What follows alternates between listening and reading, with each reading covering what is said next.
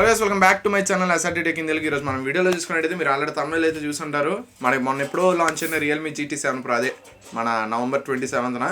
మరి ఈ రోజే లాంచ్ అయిన IQ13 రెండింటి మధ్యన స్పెక్స్ కంపారిజన్ అయితే చూద్దాం అనమాట.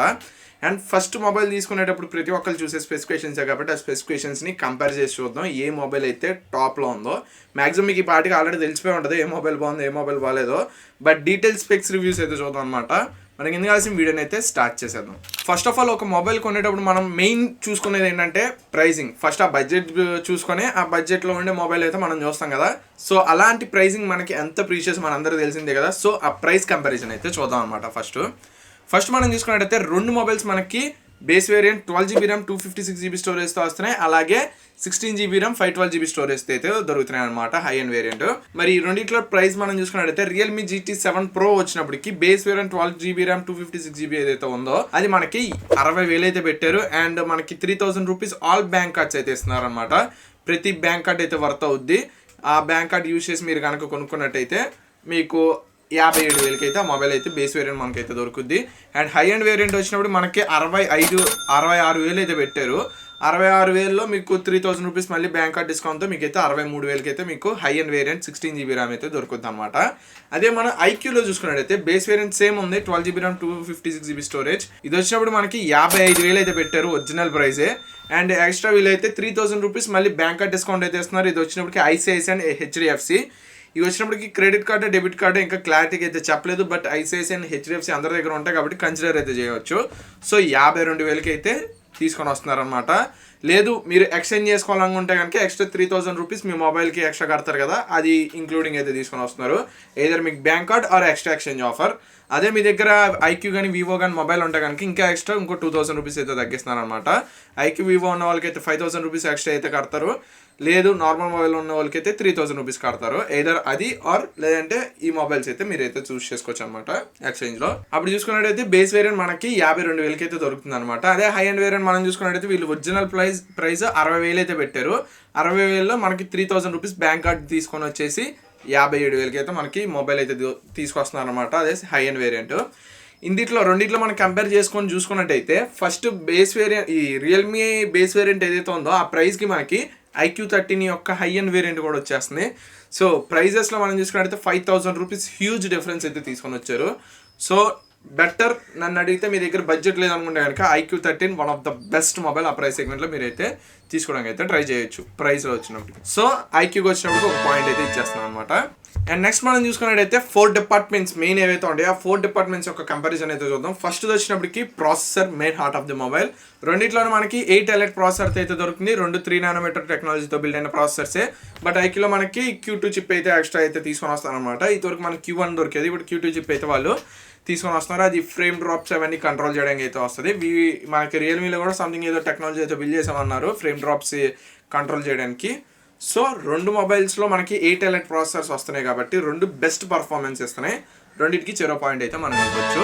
అండ్ తర్వాత మనం చూసుకున్నట్టయితే మెయిన్ డిస్ప్లే అనమాట. ఇంకొక పిల్లర్ వచ్చినప్పటికి ఆ డిస్ప్లేలో మనం చూసుకున్నట్టయితే రియల్మీ వచ్చినప్పటికి 6.78 inches 1.5K రెజల్యూషన్తో OLED square display అయితే తీసుకొని వచ్చారు. 2000 నిచ్ పీక్ బ్రైట్నెస్ అయితే దొరుకుతుంది. అండ్ అలాగే 80 LTPO ప్యానల్తో పాటు HDR10+ support and Dolby vision కూడా మనకి మొబైల్ అయితే దొరకడం జరుగుతుంది. అలాగే 120Hz రిఫ్రెష్ అయితే మనకి రియల్మీ GT7 Pro దొరకడం జరుగుతుంది. అండ్ మనం ఐక్యూ చూసుకున్నట్టయితే ఐక్యూలో మనకి 2K రెజల్యూషన్తో ఉన్న డిస్ప్లే అయితే దొరుకుతుంది అనమాట. అండ్ అలాగే ఇది వచ్చినప్పటికి AMOLED డిస్ప్లే. అండ్ ఇది కూడా మనకి 80 LTPO ప్యానల్తో దొరుకుతుంది. HDR10+ సపోర్ట్ ఉంది. అండ్ 144Hz రిఫ్రెష్ అయితే మనకి మొబైల్ అయితే దొరకడం జరుగుతుంది. బట్ దీనిలో మనకి డాల్బీ విజన్ అయితే లేదు. అందులో వచ్చినప్పటికి మనకి 1.5K ఇచ్చారు. రెండు చెరో కాన్ ఉంది కాబట్టి చెరో ఒక పాయింట్ అయితే ఇచ్చేచ్చు అనమాట. అండ్ అది వచ్చినప్పటికి క్వాడ్ కట్ డిస్ప్లే అయితే దొరుకుతుంది అనమాట మనకి రియల్మీ వచ్చినప్పటికి. ఐక్యూ వచ్చినప్పటికి ఫ్లాట్ డిస్ప్లే అయితే మనకి మొబైల్ అయితే దొరుకుతుంది. సో రెండింటికి చెరో ఒక పాయింట్ అయితే ఇచ్చాను అనమాట డిస్ప్లే పరంగా. ఇందులో డాల్బీ విజన్ లేకపోతే అందులో రిఫ్రెష్ రేట్ అండ్ మనకి ఇంకా రెజల్యూషన్ కూడా తక్కువ కాబట్టి రెండు మొబైల్స్కి చెరో పాయింట్ అయితే ఇచ్చేసాను. అండ్ నెక్స్ట్ మనం చూసుకున్నట్టయితే కెమెరా మనం చూసుకున్నట్టయితే రియల్మీలో మనకి మెయిన్ కెమెరా వచ్చినప్పటికి 50MP IMX906 సెన్సర్తో మనకు మెయిన్ కెమెరా అయితే తీసుకొని వచ్చారు. అండ్ అలాగే IMX882 సెన్సర్తో 50MP periscope lens camera అయితే తీసుకొని వచ్చారనమాట. అండ్ థర్డ్ కెమెరా ఏదైతే ఉందో ది వరస్ట్ అని చెప్పొచ్చు, 8MP కెమెరా అయితే తీసుకొని వచ్చారు. అది కూడా 57,000కి. అండ్ ఫ్రంట్ చూసుకున్నట్టయితే మళ్ళీ 16 మెగాపిక్సెల్ కెమెరా అయితే తీసుకోవచ్చు. And back side camera use చేసి మీరైతే 8K వరకు అయితే వీడియో రికార్డ్ చేసుకోవచ్చు. అండ్ ఫ్రంట్ చూసుకున్నట్టయితే మళ్ళీ దరిద్రం 1080p వీడియో అయితే తీసుకోవచ్చు అనమాట. అండ్ ఐక్యూలో మనం చూసుకున్నట్టయితే మెయిన్ కెమెరా వచ్చినప్పుడు 50 మెగాపిక్సెల్ IMX921 సెన్సార్ అయితే తీసుకొని వచ్చారనమాట. అండ్ అలాగే టెలిఫోటో లెన్స్ సెకండరీ కెమెరా వచ్చినప్పటికి 50 మెగాపిక్సెల్ IMX882 సెన్సార్ అయితే తీసుకొని వచ్చారు. అండ్ అలాగే థర్డ్ కెమెరా మనకి 50 మెగాపిక్సెల్ అల్ట్రా వైడ్ అయితే తీసుకొని వచ్చారు. అండ్ సెన్సార్ అయితే వీళ్ళు ఎక్కడ మెన్షన్ చేయలేదు. ఫ్రంట్ మనం చూసుకున్నట్టయితే 32 మెగాపిక్సెల్ కెమెరా తీసుకొని వచ్చారు. ఇది కూడా ఎక్కడ మనకి సెన్సార్ అయితే మెన్షన్ చేయలేదు. And back side camera use చేసి మీరైతే 8K వరకు వీడియోని అయితే రికార్డ్ చేసుకోవచ్చు. అండ్ ఫ్రంట్ సైడ్ మీరు చూసుకున్నట్టయితే 4K 60fps లో మీరైతే వీడియో అయితే రికార్డ్ చేసుకోవచ్చు అనమాట. అండ్ రెండిట్లో కెమెరా పరంగా మనం చూసుకున్నట్టయితే క్లియర్ విన్నింగ్ మనకైతే ఐక్యూకి అయితే ఇవ్వచ్చు అనమాట. ఎందుకంటే 50,000కి 32 మెగాపిక్సెల్ కన్సిడర్ చేయకపోయినా మనం ఆ ప్రైస్ సెగ్మెంట్లో, బట్ రియల్మీతో పోల్చుకుంటే వీళ్ళైతే ఏ హెడ్ అయితే ఉన్నారో. అండ్ అల్ట్రా వైడ్ కెమెరాలో కూడా వీళ్ళైతే 50 మెగాపిక్సెల్ అయితే తీసుకొని వచ్చారు. అండ్ మెయిన్ కెమెరా సెన్సార్లో మనం చూసుకున్నట్టయితే అది 906 అయితే ఇదైతే 921 సెన్సార్. ఎక్కువ డిఫరెన్స్ ఉండవచ్చు, బట్ స్లైట్ డిఫరెన్స్ అయితే ఉంటుంది. కాబట్టి ఫస్ట్ ఎక్కువ ఒక పాయింట్ వచ్చినప్పటికి IQ13 అయితే ఇచ్చేయచ్చు అనమాట కెమెరా పరంగా. అండ్ నెక్స్ట్ మనం చూసుకున్నట్టయితే బ్యాటరీ వచ్చినప్పటికి రియల్మీలో మనం చూసుకున్నట్టయితే 5800 mAh బ్యాటరీతో పాటు 120 watts ఫాస్ట్ ఛార్జింగ్ అయితే తీసుకొని వచ్చారు. అండ్ అలాగే ఐక్యూలో మనం చూసుకున్నట్టయితే 6000 mAh బ్యాటరీతో పాటు 120 watts ఫాస్ట్ ఛార్జింగ్ అయితే తీసుకొని వచ్చారు అనమాట. రెండింటి మధ్యన మీకైతే హ్యూజ్ డిఫరెన్స్ అయితే ఏమి ఉండదు అనమాట. జస్ట్ 200 mAh బ్యాటరీ తక్కువ. బట్ డే టు డే లైఫ్లో మనం వాడేటప్పుడు లాంగ్ టర్మ్ అదే అసలు ఎక్కువగా గేమ్స్ అవి వాడిన వాళ్ళకైతే ఇది కూడా కన్సిడరబుల్ అవుద్ది కాబట్టి. అండ్ ఆన్ పేపర్ మనం చేసేది స్పెక్స్ రివ్యూ కాబట్టి స్పెక్స్ పరంగా మనం చూసుకున్నట్టయితే 200 mAh ఎక్కువ ఉంది కాబట్టి IQ13 అయితే ఇచ్చేయచ్చు. ఇది మెయిన్ 4 డిపార్ట్మెంట్స్ కంపారిజన్ వచ్చినప్పటికి ఈ మెయిన్ 4 డిపార్ట్మెంట్స్లో మనం చూసుకున్నట్టయితే IQ వచ్చినప్పటికి 2 డిపార్ట్మెంట్స్ ఏ హెడ్ అయితే ఉందన్నమాట. సో ఈ మెయిన్ నాకు 4 కన్సిడరబుల్ అనే వాళ్ళు మాత్రం ఐక్యూని అయితే తీసుకోవడానికి అయితే ట్రై చేయండి. అండ్ నెక్స్ట్ ఎక్స్ట్రా ఫీచర్స్కి అయితే వద్దాం. ఎక్స్ట్రా ఫీచర్స్ అంటే మనకి ఇంకా బిల్డ్ క్వాలిటీ అవి ఉంటాయి కదా, అవి చూద్దాం. ఫస్ట్ ఇంకా బిల్డ్ క్వాలిటీ వచ్చినప్పటికి రెండు మనకి అల్యూమినియం మెటల్ ఫ్రేమ్ అయితే తీసుకొని వచ్చారనమాట. అండ్ ఫ్రంట్ అండ్ బ్యాక్ మనకి ఏ డిస్ప్లే వాడామో ఆ ప్రొటెక్షన్ ఏంటనేది చెప్పేసి వాళ్ళు ఎక్కడ మెన్షన్ చేయలేదు రెండు మొబైల్స్. సో అల్యూమినియం ఫ్రేమ్ వాడినందుకు బెటర్ బిల్డ్ క్వాలిటీ కాబట్టి రెండింటికి 0 పాయింట్ అయితే ఇస్తున్నాం అనమాట. అండ్ నెక్స్ట్ మనం చూసుకున్నట్టయితే ఇంకా వాటర్ రెసిస్టెంట్ అనమాట. రెండిట్లో మనం చూసుకున్నట్టయితే IP69 water resistant and dust resistant అయితే దొరుకుతున్నాయి. సో రెండు మొబైల్స్కి 0 పాయింట్ అయితే ఇవ్వచ్చు. అండ్ తర్వాత మనం చూసుకున్నట్టయితే ఇంకా మెయిన్ కన్సిడరబుల్ NFC వచ్చినప్పటికి రెండు మొబైల్స్లో మనకైతే ఉంటుంది 360 degrees NFC ఉంటుంది. బయటికి వెళ్ళి మీరు ఎక్కడైనా వైర్లెస్ పేమెంట్స్ అయితే చేసుకోవచ్చు. సో రెండింటికి మళ్ళీ ఇంకొక పాయింట్ అయితే వెళ్తుంది అనమాట. అండ్ నెక్స్ట్ మనం చూసుకున్నట్టయితే ఇంకా స్పీకర్స్ వచ్చినప్పటికి రెండిట్లో మనకి డ్యూయల్ స్టీరియో స్పీకర్స్ అయితే దొరుకుతుంది. బట్ రెండిట్లోనూ డాల్బీ అట్మాస్ అయితే లేదు. సో రెండిట్లో డాల్బీ అట్మాస్ లేనందుకు దానికి దీనికి రెండింటికి 0 పాయింట్ అయితే ఇవ్వక్కర్లేదు అనమాట. ఎందుకంటే 50,000లో మనకి Dolby Atmos and Dolby vision ఏవైతే ఉంటాయో మనకి మూవీ లవర్స్ ఎక్కువ ఉంటారు కదా, వాళ్ళు ఈ ఏవైతే ఉన్నాయి 2 డిపార్ట్మెంట్స్ చాలా బాగా అయితే వర్క్ చేస్తాయి అనమాట. వాళ్ళంతా HDR10+ ఇచ్చినా కానీ Dolby Vision and Dolby Atmos ఇచ్చే ఫీలింగ్ ఏ ఆడియో అండ్ వీడియో అయితే ఇవ్వలేదు కాబట్టి రెండింటికి 0 పాయింట్ అయితే తీసేస్తున్నాం. అండ్ నెక్స్ట్ ఓఎస్లో మనం చూసుకున్నట్టయితే రెండు out of the box Android 15 అయితే వస్తున్నాయి అనమాట. బట్ రియల్మీ వచ్చినప్పటికి 3+4 years అప్డేట్స్ అయితే తీసుకొని వస్తుంది. 3 years OS updates and 4 years security patch updates. అదే మనం దీనిలో చూసుకున్నట్టయితే IQ13లో 4+5 years అయితే తీసుకొని వస్తున్నారు అనమాట. 50,000కి మనం మినిమం కన్సిడర్ చేసేది 4+5. సో IQ13కి అయితే ఒక పాయింట్ అయితే వెళ్తుంది అనమాట.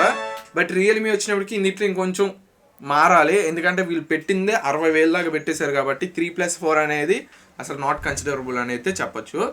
అండ్ నెక్స్ట్ మనం చూసుకున్నట్టయితే AI ఫీచర్స్ రెండింటిలోనూ మనకి AI ఫీచర్స్ అయితే ఉంటుంది. సో రెండింటికి 0 పాయింట్ అయితే ఇచ్చేయచ్చు.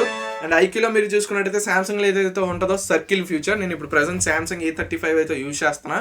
సర్కిల్ ఫ్యూచర్ మాత్రం నాకు డే టు డే లైఫ్లో చాలా బాగా యూజ్ అవుతుంది అనమాట.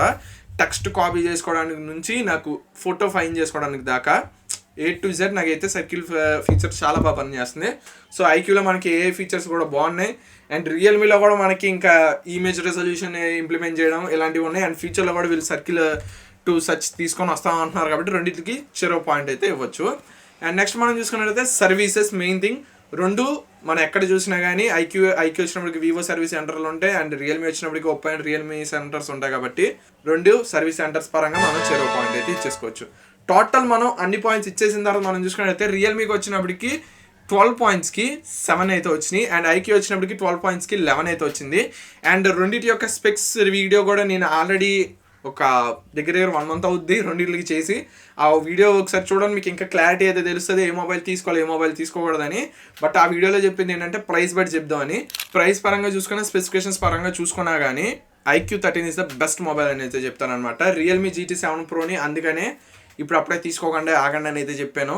సో iQOO13లో మనకి కాన్స్ ఉన్నాయి, లేవంటది. బట్ 2 to 3 కాన్స్ తప్పించి మేజర్గా మనం చూడాల్సిన కాన్స్ అయితే లేవు.